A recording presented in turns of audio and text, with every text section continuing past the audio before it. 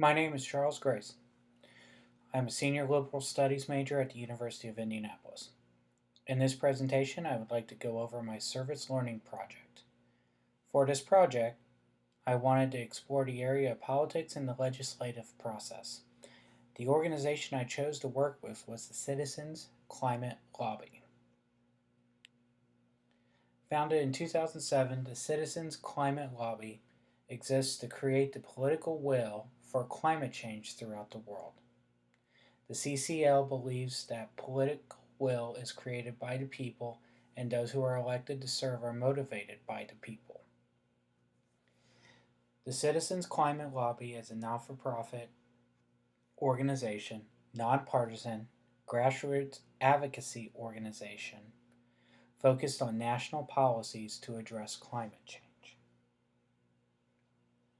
The CCL has chapters throughout the world with over 600 active chapters to date.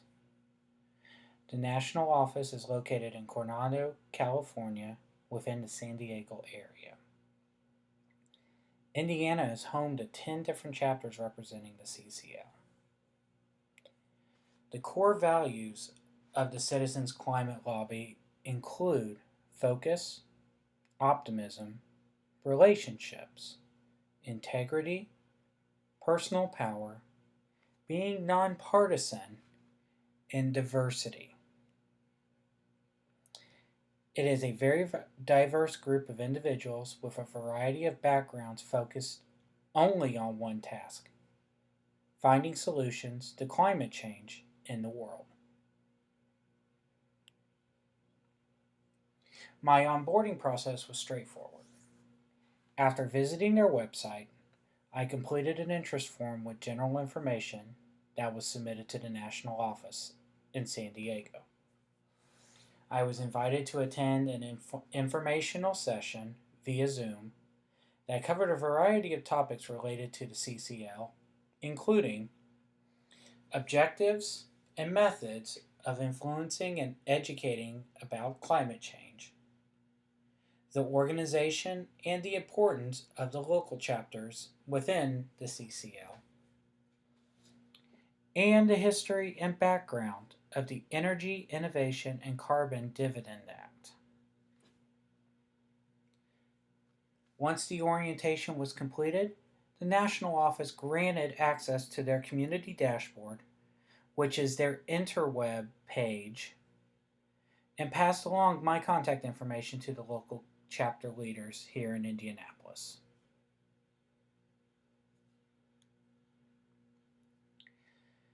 The majority of the work I was able to complete in the last 6 weeks was based on learning about the CCL, its mission, and more information on the Energy Innovation and Carbon Dividend Act. First, I was able to complete Climate Advocate Training program designed to learn about the CCL's methodology behind building relationships with congressional staff and members and the importance of political will. Next, I was able to take part in a monthly call with guest speaker Dr. Kim Cobb, an oceanographer and climate scientist at Georgia Tech. Dr. Cobb shared her study on ocean temperature changes over the last millennia. These changes have had significant effect on the coral reef system throughout the world, specifically where she studied in the South Pacific in 2016. To start using my information that I've gained through training, I made multiple correspondences to each of the congressional representatives in my district: Senators Mike Braun and Todd Young, and Representative Andre Carson. The communications included writing letters to each member of Congress, sending emails, and making a phone call to Representative Carson's office in Washington, D.C. Lastly, I joined a group within our chapter that focuses on lobbying inside Congressional District Number 7, my home district. Moving forward, there will be a drive to encourage people to register and to vote in the November election. The CCL inside the United States is focused on getting the Energy Innovation and Carbon Dividend Act passed.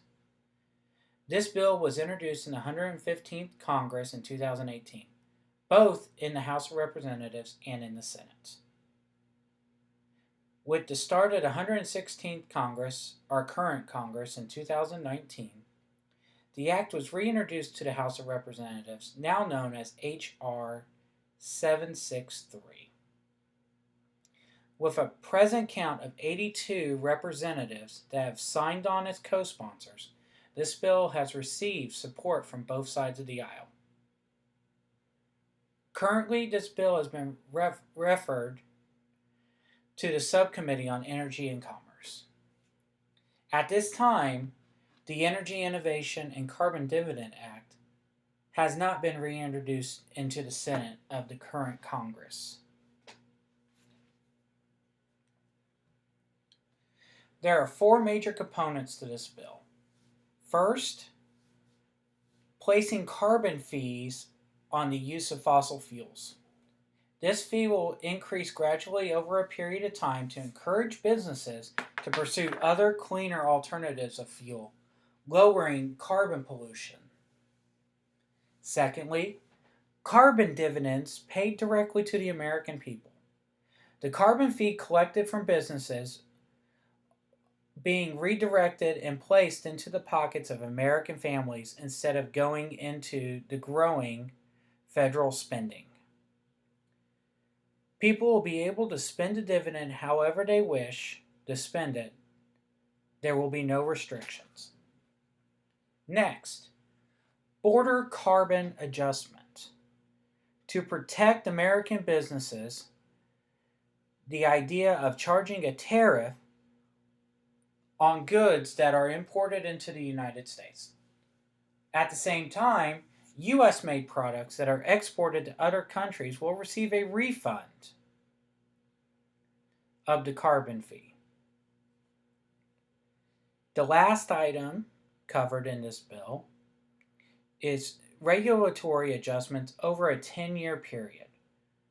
What this will do will keep current regulations set for a period of time to allow businesses to begin to meet target requirements from the EPA, the Environmental Protection Agency. After the 10 years, this will allow Congress to empower the EPA to regulate if emissions rates are not being met after this period of time.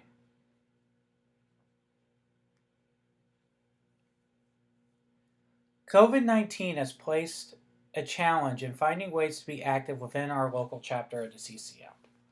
While most of my time was spent with trainings and virtual meetings, I am looking forward to more active work in the upcoming months with our local chapter. The quality of the training provided by the CCL is a great starting point for anyone that has interest in working in the public sector, especially in the area of lobbying. There are skills from these presentations that I intend on utilizing moving forward in my own career in the education field.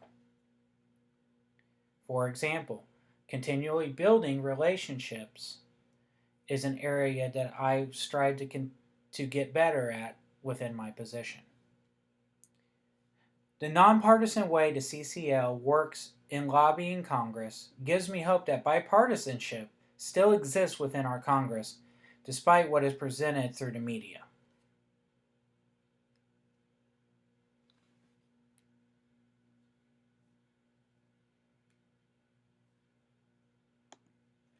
Lastly, I am beyond appreciative for my time working with the CCL. It has allowed me to find and begin to use a voice to make change in public policy.